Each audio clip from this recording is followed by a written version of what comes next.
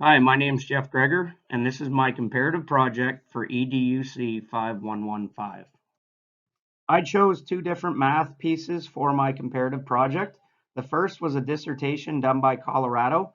It was looking at the math talent development of elementary school students, the relationship of gender, math motivation, and goal orientation to math achievement.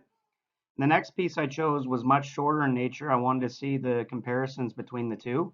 It was done by Clark, and it was a thesis titled Impact of Math Support on Achievement in Georgia Performance Standards Math Courses.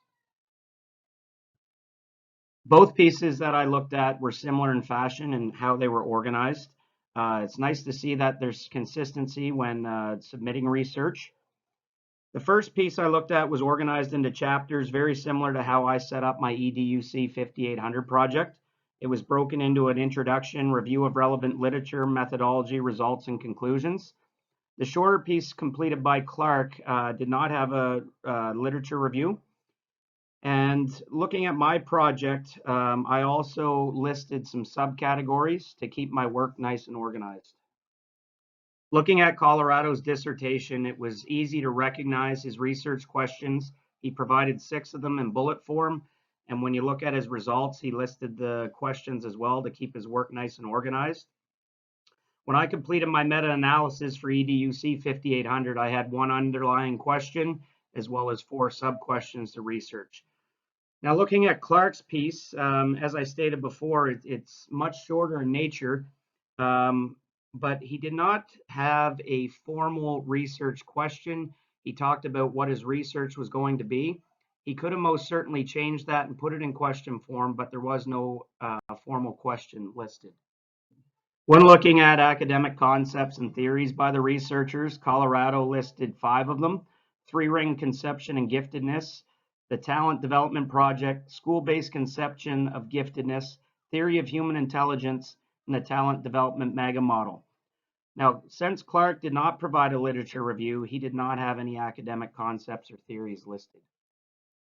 The intent of Colorado's study was to measure the high ability math students and motivation levels in math achievement to determine what relationships exist between the variables of math motivation, achievement, goal orientation, and gender. It was a descriptive study that included data points based on gender, TOMAG scores, end of semester math grades, and math motivation scores.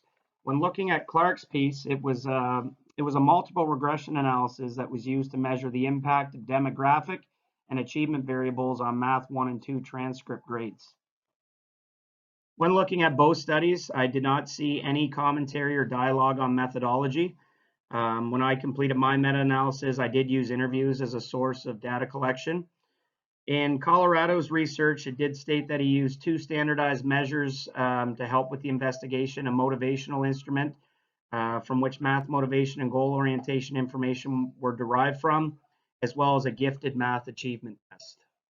For both studies, I did want to see if ontology or epistemology was used in any of the documents. So in the PDFs, I simply hit Control F and typed in both words and did not see either one of them being used in either document. Colorado provided a list of tables and figures, scatter plots primarily, to help answer his research.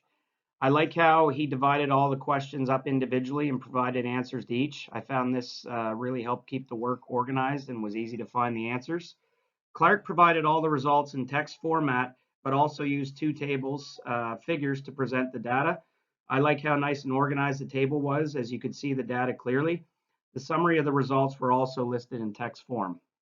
I found that both documents did a good job of summarizing the results. Although one was much shorter in length, they both served a purpose. The setup to both in terms of chapters was also similar, but the results with Clark's was very short. It wasn't even a page in terms of the results.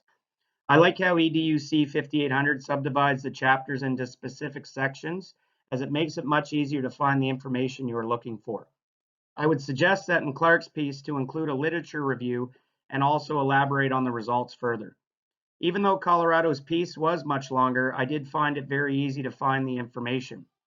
I searched both pieces through the CBU link that was provided on the page, and I was also surprised that either paper didn't mention the words ontology or epistemology.